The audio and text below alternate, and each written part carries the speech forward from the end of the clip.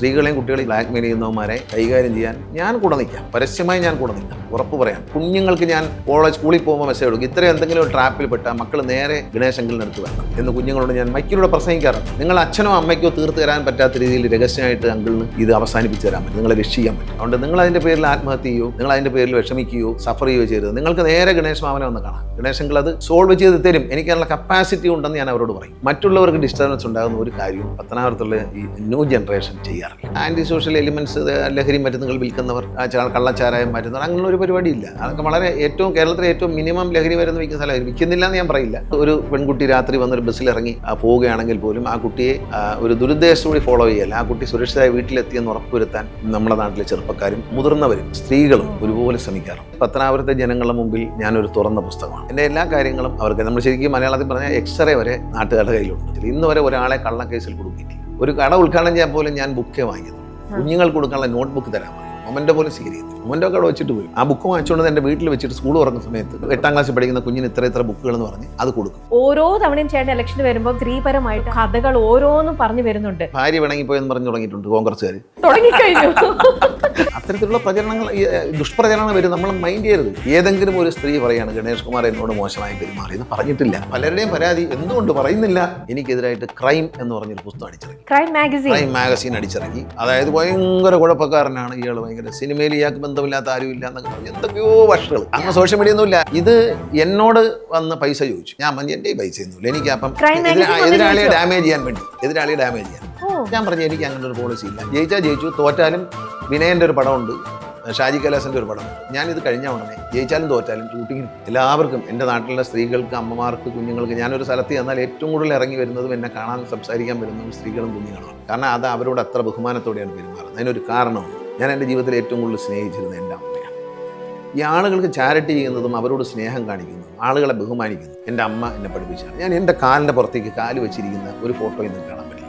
ആളുകളുടെ വിഷമം കേട്ട് വൈകിട്ടാകുമ്പോഴത്തേക്കും വല്ലാണ്ടാവും. രാത്രി ഉറങ്ങാൻ പറ്റാത്ത വിധത്തിലാവും. ചേട്ടനും അവസ്ഥ വരാറില്ലേ? ആ ഒരു അവസ്ഥ വരാറുണ്ട്.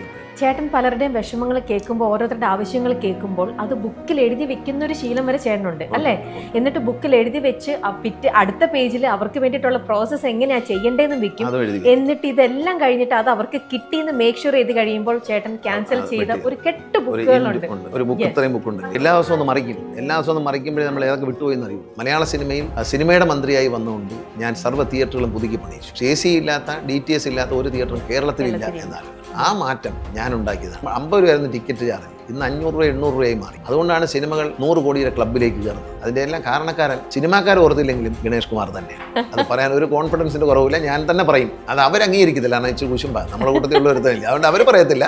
പക്ഷെ അറിയാവുന്നവർ പറയും. കാര്യവട്ടത്തെ സ്റ്റേഡിയം ഉണ്ടാക്കിയത് ഞാനാണ്. ഈ അമ്മ എന്ന് പറയുന്ന സംഘടന തുടങ്ങിയതിന്റെ പിന്നിലും ചേട്ടന്റെ പ്രവർത്തനങ്ങൾ തന്നെയല്ലേ? അന്ന് ഒരുപാട് കഷ്ടപ്പെട്ടതാണ്. ഞാനാണ് സ്ത്രീകൾ വരട്ടെ എന്നൊരു ആശയം പറഞ്ഞത്. അവരെല്ലാവരും പ്രസിഡന്റ്, സെക്രട്ടറി എല്ലാം സ്ത്രീകളായി. ഇനി അവരെ നന്നായി നയിക്കട്ടെ എന്നുള്ളതാണ്. അമ്മ തുടങ്ങിയതിൽ സന്തോഷമുണ്ട്. ഒരുപാട് ആളുകൾ കൈനീട്ടം വാങ്ങിച്ച് സന്തോഷമായിട്ട് മരുന്ന് കഴിക്കാതെയും പട്ടിണി കിടക്കാതെയും പോകും. വേറൊരു കാര്യം കൂടി ചെയ്തിട്ടുണ്ട് കലാകാരന്മാർ. സിനിമയുടെ മന്ത്രിയായിരിക്കുന്ന കാലത്ത് എനിക്ക് സാംസ്കാരിക ക്ഷേമനിധി ബോർഡ് എൻ്റെ വകുപ്പിലായിരുന്നു. കേരളത്തിൽ ഒരു കലാകാരനും മരുന്ന് വാങ്ങാൻ പണമില്ലാതെയും പട്ടിണി കിടന്നിട്ടും മരിക്കാത്ത വിധത്തിൽ ആ സാംസ്കാരിക ക്ഷേമനിധി ബോർഡിനെ പ്രവർത്തന നിരതമാക്കാൻ എനിക്ക് കഴിഞ്ഞു.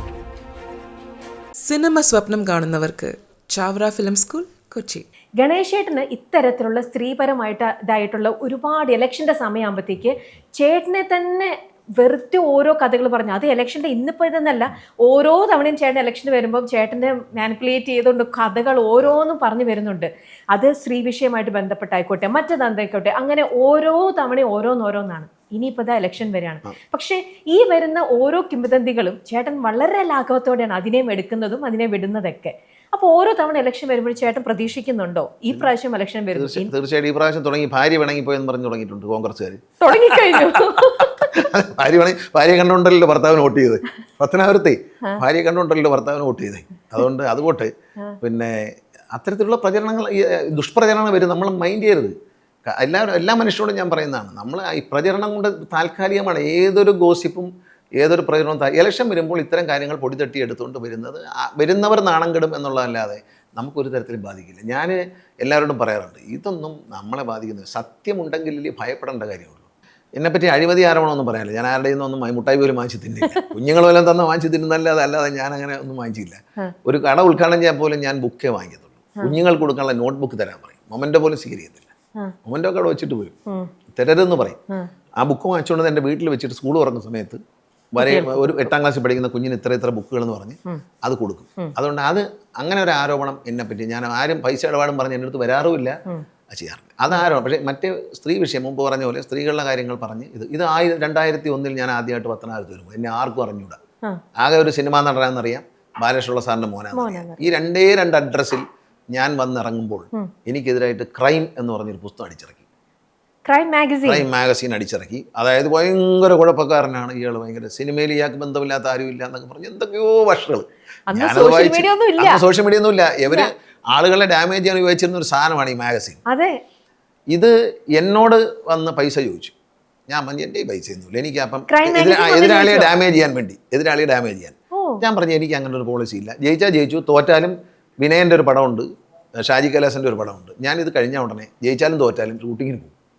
അതുകൊണ്ട് എനിക്കിത് വേണ്ട എന്ന് പറഞ്ഞു. എൻ്റെ അമ്മയെ സമീപിച്ചു, അച്ഛനെ സമീപിച്ചു, അമ്മയുടെ ഈ ഫോൺ കൊടുത്തു. അപ്പോൾ അമ്മ പറഞ്ഞു എൻ്റെ മകൻ തോറ്റാലും കുഴപ്പമില്ല, ഇങ്ങനെയുള്ള പണിയൊന്നും ഞങ്ങൾക്ക് വേണ്ട എന്ന് പറഞ്ഞു. ഈ ഇതായി മത്സരിക്കുന്ന ആൾ ഞങ്ങളുടെ ഒരു പരിചയമുള്ള വേണ്ടപ്പെട്ട കുടുംബത്തിൽ ജനിച്ചതാണ്. അയാളെ ചീത്തയാക്കി ഭക്ഷണമായിട്ടൊന്നും എൻ്റെ മോൻ വരണ്ട, എൻ്റെ മോൻ അങ്ങനെ ജയിക്കണമെന്ന് എനിക്ക് ആഗ്രഹമില്ല എന്ന് പറഞ്ഞു. അപ്പോൾ ഇയാൾ ക്രൈം മാഗസിൻ്റെ ആൾ ചോദിച്ചത് നിങ്ങളൊരു അമ്മയാണോ എന്ന് ചോദിച്ചു. അപ്പോൾ എൻ്റെ അമ്മ പറഞ്ഞു ഞാൻ ആ സൈസ് ഒരു അമ്മയാണ് എന്ന് പറഞ്ഞു. കാരണം അത് ഒരു പോളിസിയാണ്, അത് വേണ്ട, നമ്മളാരെ പറ്റിയും അങ്ങോട്ട് പറയില്ല. അത് എല്ലാ ഇലക്ഷനും ഇങ്ങനെയുള്ള സാധനങ്ങൾ വരാറുണ്ട്, പുസ്തകങ്ങൾ. ഇപ്രാവശ്യം വരാം, എന്ത് പുസ്തകമാണ് വരുന്നത് പറയാൻ പറ്റത്തില്ല. ആദ്യത്തെ ഇലക്ഷനിൽ ഇപ്പം എല്ലാവർക്കും പത്തനാപുരത്തുകാർക്ക് ഒരു വിഷയമല്ലാതെ മാറി. കാരണം ഇത് ചുമ്മാ ഇങ്ങനെ പറയുന്നില്ല ഇയാളെ പറ്റി. എന്നെ കൊണ്ട് ആർക്കും ഒരു ശല്യമില്ല, ഇവിടെ ഈ നാട്ടിലുള്ള ഒരാൾക്ക് ശല്യമില്ല, വെളിയിലും ഇല്ല. ആരെങ്കിലും ഞാനൊന്ന് ചോദിക്കട്ടെ, ആരെങ്കിലും ഒരാൾ നിങ്ങൾ സിനിമയായിട്ടൊക്കെ ബന്ധപ്പെട്ട് ഏതെങ്കിലും ഒരു ആർട്ടിസ്റ്റോ അല്ലെങ്കിൽ ഏതെങ്കിലും ഒരു സ്ത്രീയോ ഞാൻ അവരോട് മോശമായിട്ട് പെരുമാറിയെന്നോ അവരെ ഫോണിൽ വിളിച്ചെന്നോ ഒന്നും പറയില്ല. ചേട്ടൻ സോഷ്യൽ മീഡിയനെയും പേടിക്കുന്നില്ല? ഇല്ല, സോഷ്യൽ മീഡിയ മനസ്സിലാക്കേണ്ട കാര്യമുണ്ട്. ഗണേഷ് കുമാറിനെതിരെ ഇത് പറയുന്നത് ആദ്യമായിട്ടല്ല, 5 ഇലക്ഷനിലും പറഞ്ഞിട്ടുണ്ട്. 5 ഇലക്ഷനിലും പറഞ്ഞിട്ടുണ്ട്. പക്ഷേ പത്തനാപുരത്തുകാർ അത് പുച്ഛിച്ച് തള്ളയാണ്. കാരണം വെച്ചാൽ ഇയാൾ അങ്ങനെ ഒരാളല്ല. അവർക്കറിയാം, എൻ്റെ എക്സ്റേ വരെ അറിയാവുന്ന ഈ നാട്ടുകാർക്ക്, എൻ്റെ എക്സ്റേ വരെ അവർക്കറിയാം. അവരോട് ഇത് പറഞ്ഞാൽ എന്തിൻ്റെ അസുഖണയന്മാർക്കെന്ന് ചിന്തിക്കുന്നതല്ലാതെ അവരിത് കേട്ടോണ്ട് വോട്ട് മറിച്ച് ചെയ്യുമെന്നൊന്നും അവർ പേടിക്കണ്ട. അത് ഇപ്രാവശ്യം പറയും, ഇതിനു മുമ്പും പറഞ്ഞിട്ടുണ്ട്, എല്ലാ കാലത്തും പറഞ്ഞിട്ടുണ്ട്. പക്ഷെ 25 കൊല്ലത്തിനിടയിൽ അവർക്കൊരു ബാഡ് അനുഭവം ഇല്ലല്ലോ, എന്നെ ഒരു ബാഡ് അനുഭവം ഇല്ല. പിന്നെ ഞാൻ ഈ നാട്ടിൽ മറ്റേ ഹേമ കമ്മീഷൻ ഇതെല്ലാം വന്നു, ആരും എന്നെ പറഞ്ഞില്ലല്ലോ. എന്നെ അവരെല്ലാം ഒരു സഹോദരനായിട്ടല്ല, ഏതെങ്കിലും ഒരാളെ ഡിസ്റ്റർബ് ചെയ്തെന്ന് പറഞ്ഞു. ഞാൻ എല്ലാവരും എൻ്റെ സിനിമയിലുള്ള എല്ലാ ആർട്ടിസ്റ്റും എൻ്റെ കണ്ടു കഴിഞ്ഞാൽ ചേട്ടാന്ന് പറഞ്ഞ് ഓടി വന്ന പെൺകുട്ടികളെല്ലാം എന്നെ കൈ കയറി പിടിക്കുന്നു, കെട്ടിപ്പിടിക്കും, ഭയങ്കര സ്നേഹം. കാരണം വെച്ചാൽ അവർക്ക് അങ്ങനെ ഇല്ല, എന്നൊരു ശല്യവും ചെയ്യില്ല എന്ന് അവർക്കറിയാം. ചേട്ടനോട് ഭയങ്കര സ്നേഹമുണ്ട് അവർക്ക്. അവർ നമ്മുടെ അമ്മയുടെ മീറ്റിങ്ങിന് പോയാലും ആത്മയുടെ മീറ്റിംഗ് പോയാലും എല്ലാ കുട്ടികൾക്കും ചേട്ടനോട് ഭയങ്കര സ്നേഹമാണ്. ചേട്ടനാണ് അവർക്ക് എന്താവശ്യമുണ്ടെങ്കിലും ചേട്ടൻ സഹായിക്കുന്നുള്ളതുകൊണ്ട് ഞാൻ അവരുടെ ഒരാളെടുത്തും എൻ്റെ ജീവിതത്തിൽ സ്ത്രീകളോട് ഞാൻ ആവശ്യമില്ലാത്ത വർത്താനം പറയത്തില്ല. എൻ്റെ അമ്മയോടുള്ള എൻ്റെ റെസ്പെക്റ്റാണ്.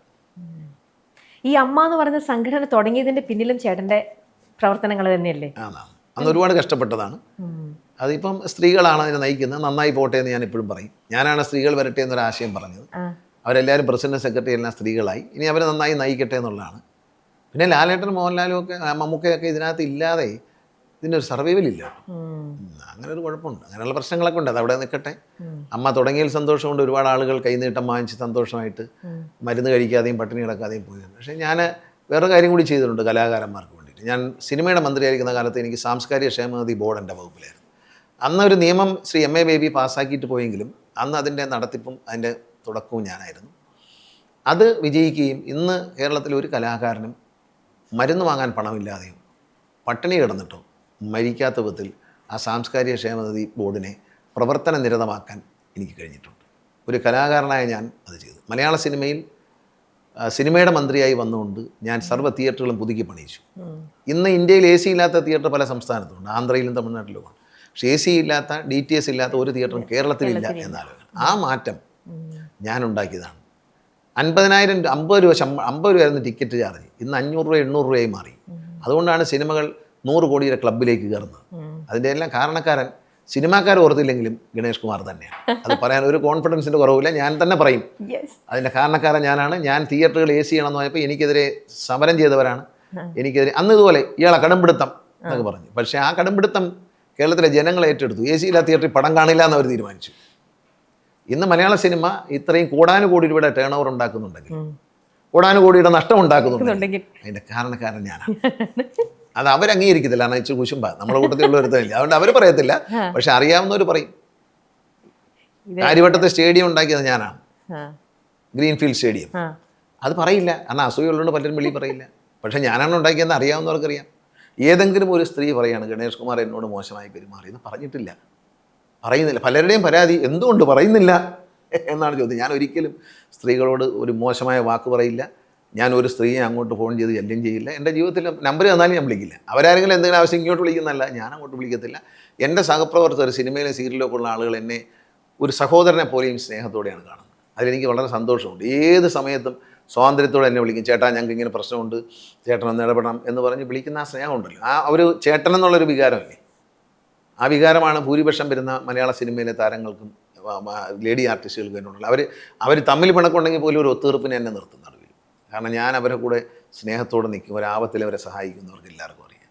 അല്ല, എനിക്ക് അങ്ങനെ പിന്നെ ഞാൻ അങ്ങനെ പ്രണയിച്ചിട്ടില്ലാത്ത ആളും സ്ത്രീകളോട് അടുപ്പമില്ലാത്ത ആളും ഒന്നുമല്ല, ആണെന്ന് ഞാൻ പറയുന്നില്ലല്ലോ.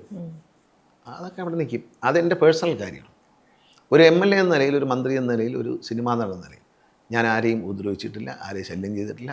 എല്ലാവർക്കും, എൻ്റെ നാട്ടിലുള്ള സ്ത്രീകൾക്ക്, അമ്മമാർക്ക്, കുഞ്ഞുങ്ങൾക്ക്, ഞാനൊരു സ്ഥലത്ത് ചെന്നാൽ ഏറ്റവും കൂടുതൽ ഇറങ്ങി വരുന്നതും എന്നെ കാണാൻ സംസാരിക്കാൻ വരുന്നതും സ്ത്രീകളും കുഞ്ഞുങ്ങളുമാണ്.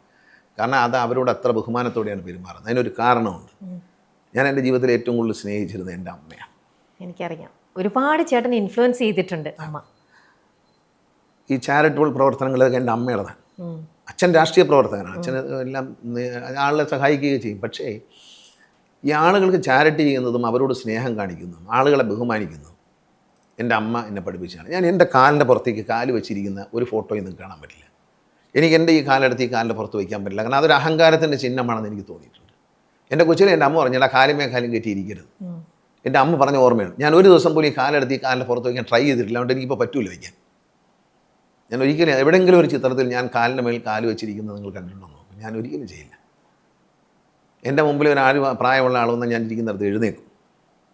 അതെൻ്റെ അമ്മ പഠിപ്പിച്ചാണ്. എന്നേക്കാൾ പ്രായം ചെന്നവരും ഒരുപാട് പഞ്ചായത്ത് മെമ്പർമാരും ഒക്കെ കാണാൻ പറ്റും. അവരോടെല്ലാം ഞാൻ സ്നേഹത്തോടെ പെരുമാറുന്നത്. ഞാനൊരു ജനപ്രതിനിധിയെ ബഹുമാനിക്കുന്നു. ഞാനൊരു ജനപ്രതിനിധിയാണ്. എന്നെ തിരഞ്ഞെടുക്കപ്പെട്ടതുപോലെ അവരും തിരഞ്ഞെടുക്കപ്പെട്ടവരാണ്. അവരോട് ഞാൻ എപ്പോഴും ബഹുമാനം കാണിക്കും. അവരോട് ആരോടും ഞാൻ കയർത്ത് സംസാരിക്കത്തില്ല. ഞാനൊന്നും എന്നോട് പറയുന്ന കാര്യങ്ങൾ ക്ഷമയോടെ ഞാൻ കേൾക്കും. അതുകൊണ്ട് ഒരുപാട് സമയം വരും.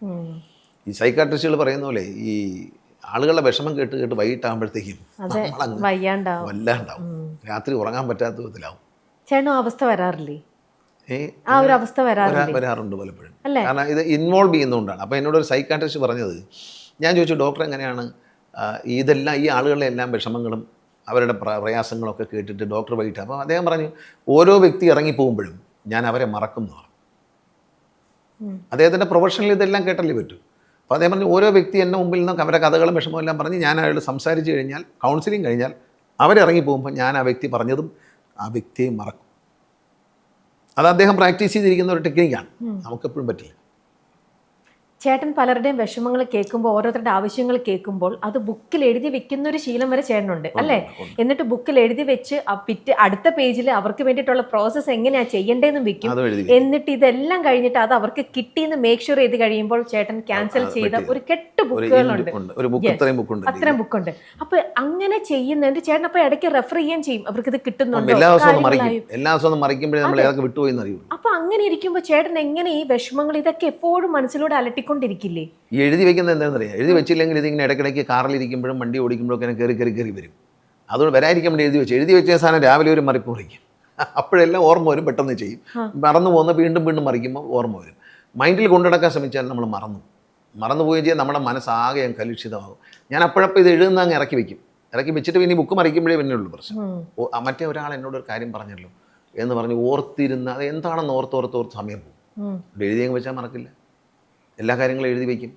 ഇതിനിടയിൽ ആരെങ്കിലും ഏതെങ്കിലും തരത്തിൽ കംപ്ലൈൻറ്റ് പറഞ്ഞ് ചേട്ടനെ ചീറ്റ് ചെയ്തിട്ടുണ്ട്, അത് അല്ലെങ്കിൽ ഒരു ഫേക്ക് ഫേസ് ആയിട്ട് ചേട്ടൻ അത് കഴിയുമ്പോഴാണ് അറിയുന്നത് ഇത് ജെന്യുവൻ ആയിട്ടുള്ള കംപ്ലൈൻറ്റ് ആയിരുന്നില്ല എന്നുള്ളൊരു? അതൊക്കെ പറ്റിയിട്ടുണ്ട്. ഉണ്ട്. കാരണം പെട്ടെന്ന് നമ്മൾ ഇറങ്ങി അങ്ങ് പുറപ്പെടും. അതെ. പിന്നീട് നമ്മൾ വിഷമിച്ചിട്ടുണ്ട്. ഞാൻ അതുകൊണ്ട് എപ്പോഴും പറയും, എൻ്റെ ഓഫീസിലുള്ള സ്റ്റാഫിനോട് പറഞ്ഞിരിക്കുന്നത്, രാത്രിയും ഓഫീസിൽ ആൾ കാണും. രാത്രി ഒരു അമ്മ, ഒരു സ്ത്രീ കരഞ്ഞുകൊണ്ട് വന്ന് നമ്മളൊരു പരാതി പറഞ്ഞാൽ ആ രാത്രിയിൽ അവരുടെ കൂടെ നിൽക്കണം. സ്ത്രീയാണ്. രാത്രി അവരെ പക്ഷത്താണ്. നേരം വെളുക്കുമ്പോൾ പോലീസ് കേസായാലും എന്താണെന്ന് വെച്ചാൽ അത് അന്വേഷിച്ച് വരുമ്പോൾ അവരെ ഭാഗത്താണ് തെറ്റെങ്കിൽ നമ്മൾ മാറിക്കോളാം. പക്ഷേ രാത്രിയിൽ അർദ്ധരാത്രിയിൽ കരഞ്ഞുകൊണ്ട് വരുന്ന ഒരു സ്ത്രീക്ക് അപ്പോൾ നമ്മൾ പിന്തുണ കൊടുക്കണം, സംരക്ഷിക്കണം. ഇതാണ് പോളിസി. ഇത് 2001 മുതലുള്ള പോളിസി, എൻ്റെ ഓഫീസിലെ പോളിസിയാണ്. നേരം വെളുത്ത് കഴിയുമ്പോൾ ഈ സ്ത്രീയാണ് കുറ്റക്കാരി എന്ന് കണ്ടാൽ നമ്മൾ മാറിയേക്കുക. പിന്നെ നിയമത്തിൻ്റെ വഴിക്ക് പോകും. ആ രാത്രിയിൽ ഇപ്പോൾ ഒരാൾ എൻ്റെ മകനെ പോലീസ് പിടിച്ചുകൊണ്ട് എൻ്റെ മകനെ കൊണ്ട് അടിക്കുമെന്ന് എനിക്ക് പേടിയെന്ന് പറഞ്ഞാൽ അമ്മ കരയാണ്. കരഞ്ഞാൽ ആ രാത്രി അവരോടൊപ്പം നിന്ന് പോലീസ് വിളിച്ച് ആ പയ്യനെ ഒന്നും ചെയ്യരുത്, MLA പറഞ്ഞു അല്ലെങ്കിൽ മന്ത്രി പറഞ്ഞു എന്ന് അറിയിക്കണം. അപ്പോൾ അവർ അത് കരുതിക്കോളും. അപ്പോൾ അവർക്ക് ഭയമില്ല. കാരണം രാത്രി എൻ്റെ മകനെ അടിക്കും എന്ന് പോലീസുകാരും കൊണ്ട് അടിക്കും എന്നൊക്കെ ഒരു ധാരണയുണ്ട്. അങ്ങനെ അടിക്കണമെന്നൊന്നുമില്ല, പത്തനാപുരത്ത് അങ്ങനെ ഇടിയും പിടിയൊന്നുമില്ല. എങ്കിലും ഒരമ്മയ്ക്ക് മകനെ പോലീസ് പിടിച്ചുകൊണ്ടുമ്പോൾ ഒരു ഭയമുണ്ട്, അത് സ്വാഭാവികമാണ്. അപ്പോൾ അത് പറഞ്ഞു കൊടുക്കും നിങ്ങളങ്ങനെ. അപ്പം നമ്മൾ നേരം വെളുത്ത് കഴിയുമ്പോൾ അറിയുന്നു ഇവൻ ഭയങ്കര കുഴപ്പക്കാരനാണ്. അപ്പോൾ നമ്മളതിൽ നിന്ന് മാറും. പോലീസ് എപ്പോഴും നമ്മൾ പറയും ഇവൻ ഭയങ്കര കുഴപ്പക്കാരനാണ്. നേരം വെളുത്ത് വെളിച്ചം വന്നു, ഈ അമ്മയ്ക്ക് മകനെ കാണാൻ പറ്റി, ആ സമയത്ത് നമ്മളങ്ങ് മാറിക്കളയും, നമ്മളതിൻ്റെ കൂടെ നിൽക്കില്ല. മന്ത്രിയെ വരെ പറ്റിക്കുന്ന മനുഷ്യരും ഉണ്ട്. അതുകൊണ്ടുണ്ട് പറയുന്ന കൂടുതലും കള്ളത്തരാണ്. ഒരുപാട് ആളുകൾ KSRTCയിൽ കണ്ടക്ടർ പണിക്ക് കയറിയിട്ടുണ്ട്. അസുഖമാണെന്ന് പറ്റിച്ച് എന്നെ ഒരുപാട് പറ്റിച്ചിട്ടുണ്ട്. നടുവേനയാന്നൊക്കെ പറഞ്ഞ് തന്നെ ആദ്യം വന്ന സമയത്തൊക്കെ ഇങ്ങനെ പറ്റിയ, പിന്നെ എനിക്ക് മനസ്സിലായി ഇത് കളിപ്പീരാണ്. കാരണം ചുമ്മാ ജോലി ചെയ്യാൻ വയ്യാത്തതുകൊണ്ട് ഓരോ ന്യായങ്ങൾ എനിക്ക് ഞാൻ നടുവേനയാന്ന് പറഞ്ഞ് എങ്ങനെ കണ്ടുപിടിക്കുന്നു? എനിക്ക് വയറുവേന എടുക്കുന്നു എന്ന് ഞാൻ പറഞ്ഞാൽ നിങ്ങളെങ്ങനെ കണ്ടുപിടിക്കാൻ പറ്റും? അതുകൊണ്ട് നമുക്കിത് രമ്യ മനസ്സിലാക്കേണ്ടത് ഒരു എല്ലാം ഒന്നും ജെന്യുവൻ ആയിരിക്കില്ല. എന്നാൽ ജെന്യുവൻ അല്ലെന്ന് കരുതി എല്ലാം ഒഴിവാക്കാനും പറ്റില്ല. കുറച്ചൊക്കെ അബദ്ധം പറ്റും, അതങ്ങ് പോട്ടെ അതിൻ്റെ കൂട്ടത്തിൽ. ഗണേശേട്ടൻ്റെ ഇൻ്റർവ്യൂ ഇപ്പോൾ കുറേ ദിവസങ്ങളായിട്ട് ഒരുപാട് കണ്ടുകൊണ്ടിരിക്കുകയാണ്.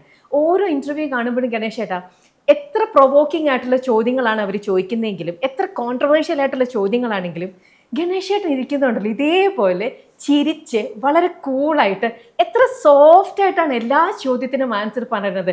സർപ്രൈസിങ് ആണ്. ചില ചോദ്യങ്ങൾ ചോദിക്കുമ്പോൾ ഓക്കെ എനിക്കതിന് ആൻസർ ഇല്ല, അല്ലെങ്കിൽ കുറച്ച് ദേഷ്യത്തിൽ നമുക്ക് ആൻസർ ചെയ്യാം, ഇങ്ങനെയൊക്കെ നമ്മൾ പലതും കാണുന്നുണ്ട്. പക്ഷേ എങ്ങനെയാണ് ഗണേശേട്ടൻ ഇത്ര സോഫ്റ്റ് ആയിട്ട് ഡീൽ ചെയ്ത് ഇങ്ങനെ സോഫ്റ്റ് സ്പോക്കൺ ആവാൻ പറ്റുന്നത് എങ്ങനെയാണ്? ഈ കോൺട്രവേഴ്ഷ്യൽ ആയിട്ടുള്ള ചോദ്യങ്ങൾ എന്ന് പറയുന്ന ഒന്നും യാഥാർത്ഥ്യമാണോന്നില്ല.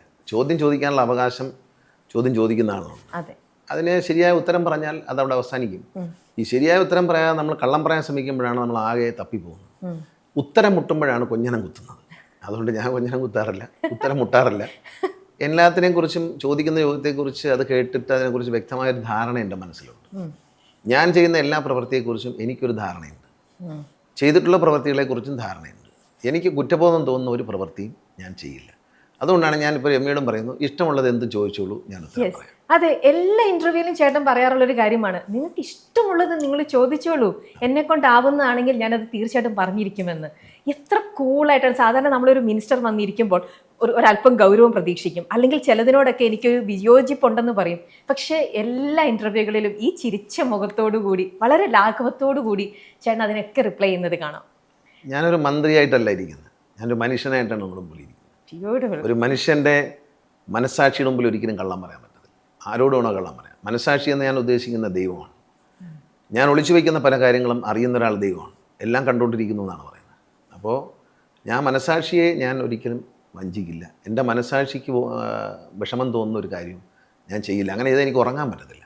അപ്പോൾ അതുകൊണ്ട് ഞാൻ നിങ്ങളോട് തുറന്നു പറയുകയാണ്, എന്നോട് എന്തും ചോദിക്കും. ഞാൻ ഇവിടെ മാത്രമല്ല, പല രാജ്യങ്ങളിലും വിദേശ രാജ്യങ്ങളിലൊക്കെ പോകുമ്പോൾ അവിടെ പ്രസംഗിക്കാൻ വേണ്ടി കൊണ്ടുപോകുമ്പോൾ ഞാൻ ഒരു വലിയ ജനക്കൂട്ടം അല്ലെങ്കിൽ ഞാൻ അവരോട് പറയാറുണ്ട്, നിങ്ങൾക്ക് എന്നോട് എന്ത് വേണമെങ്കിലും ചോദിക്കാം.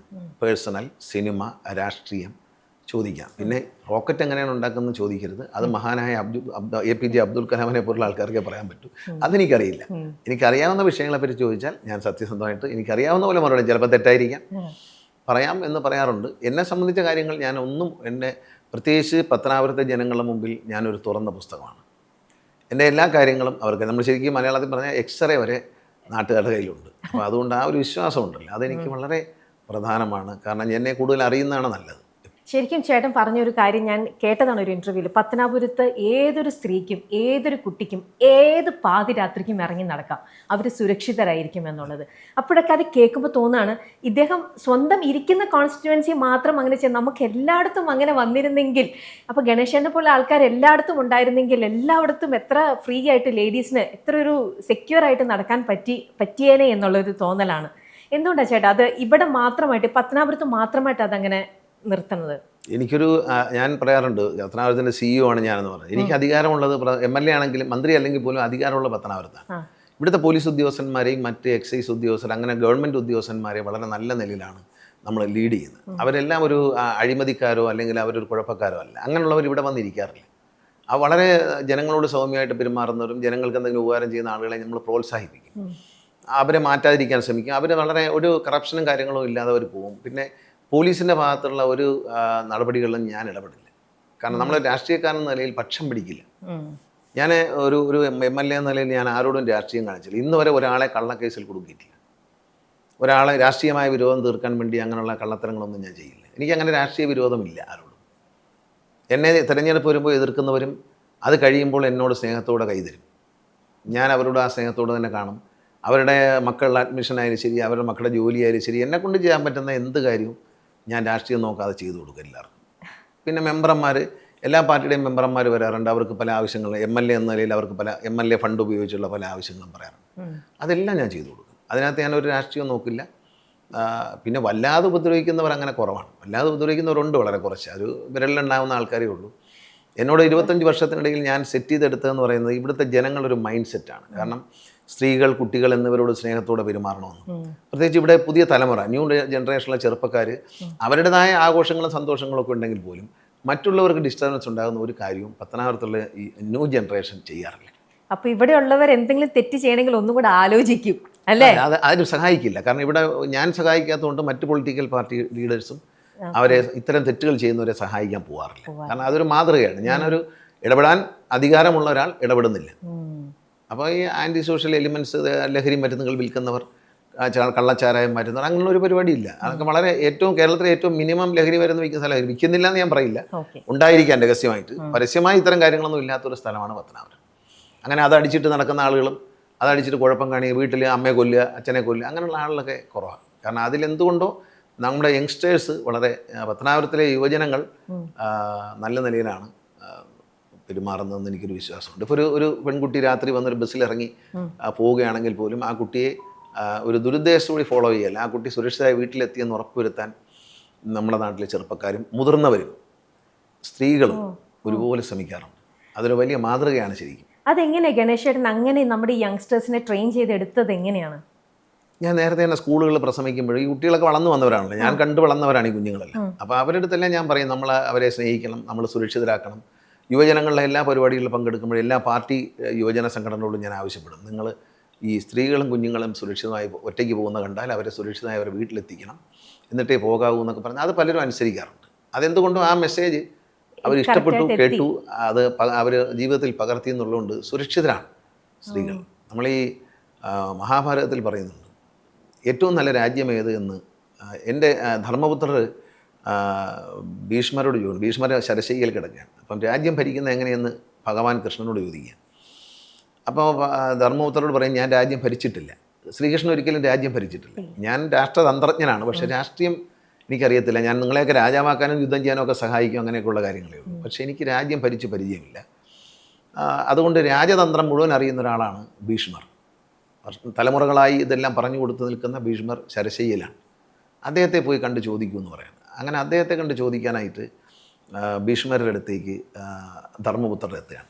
അപ്പോൾ യുദ്ധം ഏതാണ്ട് ജയിക്കാറായി. ഭീഷ്മർ വീണു, ദ്രോണർ വീണു.